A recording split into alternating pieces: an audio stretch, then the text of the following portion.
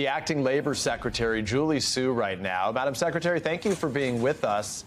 I want to get right to these numbers. 187,000 jobs added at the same time as we've been showing our audience. The unemployment rate did tick up, the result likely of more people actively looking for work.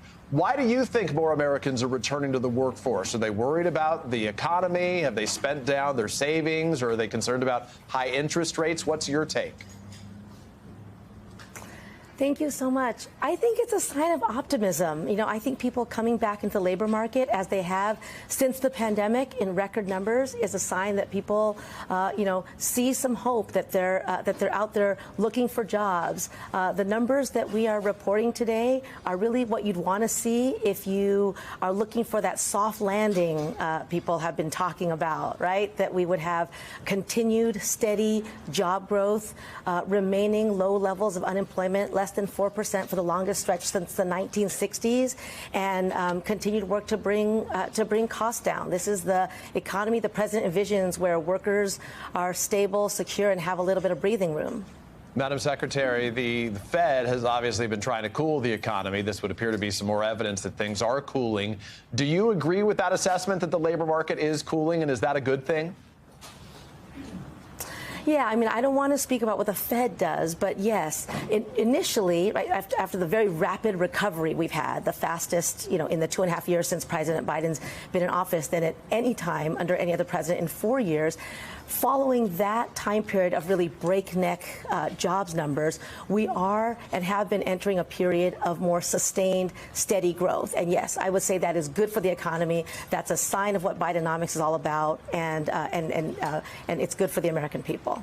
There are some headwinds, of course, right now. How worried are you specifically about these strikes? There's a new estimate that we just read that says that the Hollywood strike has already cost, I think, $5 billion, production, film delays, and the like. What is the administration doing to help resolve that strike? And similarly, there's a potential UAW strike just a couple of weeks away. What are you and the administration doing to sort of end or avert these strikes? Yeah, so one of the pillars of Bidenomics is empowering workers, right? Another one is investing in America. Another is bringing down costs. But empowering workers has really been, not just an accident, but really an intention of the president's economic policies. And that has meant that workers have had more power to demand better working conditions, to change jobs, and it's given more power to unions at the bargaining table. Part of that is the right to strike, but we've also seen in many other high-profile but also less well-known situations that unions at the bargaining table with power are resulting in better terms for workers and longer-term sustained growth for industries, and those are good things too. You talk about empowering workers. What more should the administration be doing right now to advocate for workers' rights, as we still really haven't seen wages be able to keep up at a sustained pace with inflation? I think continuing to invest in ways that create good jobs across the country in every community is part of that answer. Here at the Department of Labor, we're really laser focused on making sure that all workers have access to those good jobs. So I was in Chicago investing in a program that would help women get into construction jobs, especially women of color.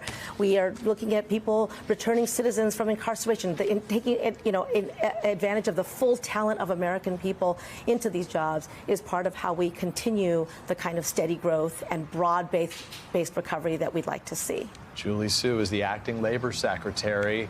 Madam Secretary, thank you for making time to speak to us today.